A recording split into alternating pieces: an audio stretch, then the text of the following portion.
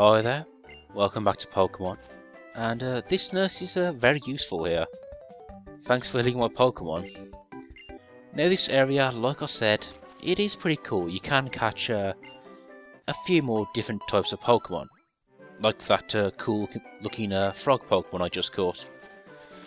And again, to talk about the starters we're getting in Gen 6, or to talk about them later, because here we have Audino. Now this is a Pokemon I wanted to show off because this is a Pokemon that was specifically designed for grinding. And if this Pokemon is holding a lucky egg, which it often is, any experience you get from defeating it will be doubled. Now before I said that sometimes you get Pokemon which aren't really good at battling, but they have other uses. I think Audino might qualify. All I was saying that I have, at this point, this Pokemon does seem pretty resistant. Yeah, see that Bubble Beam only took off that amount of damage. So who knows, maybe Audino can be used as a tank. But anyway, I just wanted to point out that it is really good that they introduced this type of Pokemon. Because a battling wild Pokemon, yeah, battling for experience and leveling up. Oh, hang on, I think I've just been proven wrong there.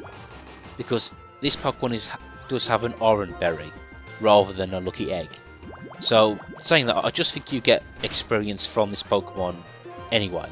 Well, you get a lot of experience anyway, so never mind me. But anyway, like I was saying, whether this Pokemon is good for battling or not, I am so pleased they introduced it, because battling wild Pokemon for experience took ages in previous gens. And you can see a little Brooker here, he levels up like 2 or 3 times after one victory. Very useful. Now for the upcoming gym battle, her Pokemon are about level 19 and 18. But saying that, they are pretty formidable, so it is worth leveling up your Pokemon to level 22 or something. Just saying. But anyway, you can see here Audino. If you're walking in a patch of grass and like one square of the grass is rustling, it's either an Audino or a rare Pokemon. But and speaking of which, Audino, again, that Pokemon does appear in like every route, every grassy route in the game. So, which is good, because it's like no matter what your level, you can help grind your Pokemon on one of these Audinos. And speaking of the name Audino, there's been a lot of speculation as to whether they're going to introduce a light type, which, like I've said, for various reasons, I'm still unsure about. You know, because fighting type is the heroic type, and so on, blah blah blah, and all that nonsense. But about a sound type, I don't think they'll introduce one. It seems a bit... Sound by itself doesn't seem like an element, really. Well, the thing is with sound, is that I look at some Pokemon, and I think, yeah, you could be a sound type.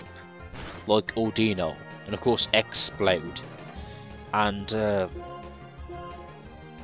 And Chatot, that parrot thing from Gen 4, that was meant to show off the mic you could get on the DS. But anyway, you can see here we're battling a Venipede, a very cool looking Pokemon. It's a bug poison type, so nothing new there. And yeah, it pretty much does the same role bug poison types have did in the previous generations.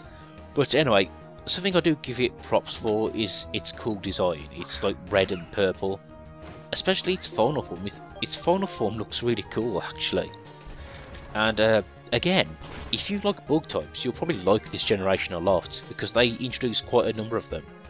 And all these bug types they introduce, for the most part, they actually are good Pokemon. That, you know, they're good original Pokemon with good moves and good designs. Of course, I do have a bug Pokemon lined up to use in this generation, but you'll see that later on.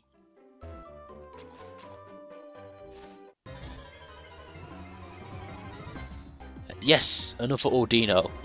Like I said, they are worth looking for, although they can be a bit rare. I should say, well, very rare, because the rustling grass doesn't show up too much. And something I learned about in this generation, for example, this whole rustling grass mechanic, you can actually catch some very rare Pokemon with it. Like, I was looking at the sort of online guides to see, you know, where to catch which Pokemon.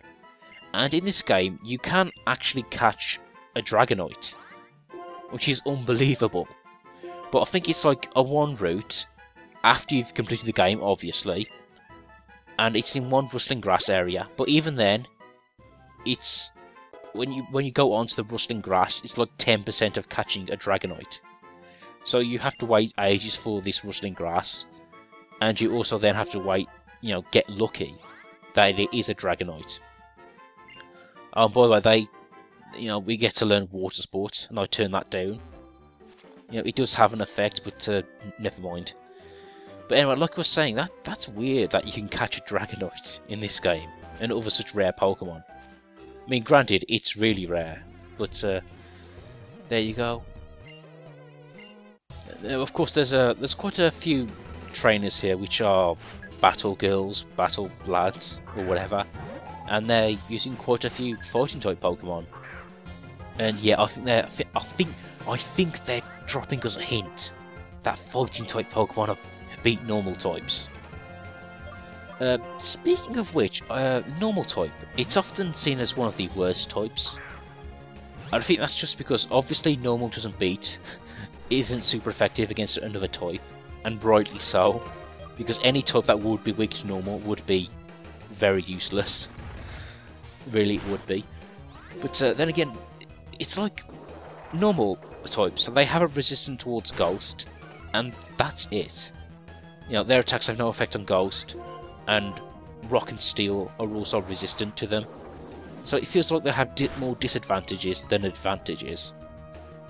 But saying that, there is quite a few decent normal types. Like the obvious one being Snorlax, very good tank, very good stats, and can learn some really powerful. You know, it can learn Earthquake and Hammer Arm, so it does have its uses. I guess for me, I don't think normal types should be weak against fighting, because I think the point of a normal type is that it should be like the balanced class. Like, it shouldn't have any weaknesses, but it shouldn't have any like strengths either. But it just seems to just have weaknesses. But saying that, if normal types had no weaknesses, then that would make them actually quite broken, really.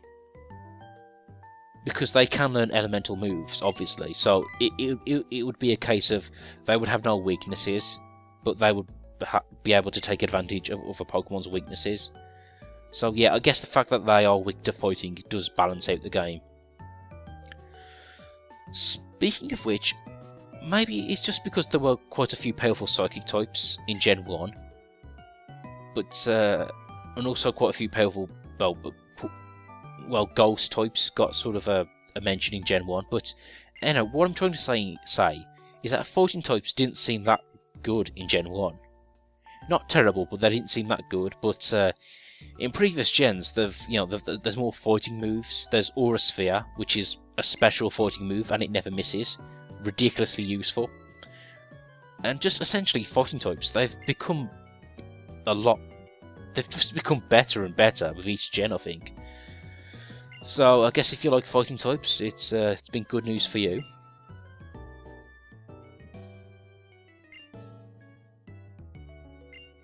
Well, actually, we'll leave it there for now. Please join us again when we're actually starting the gym.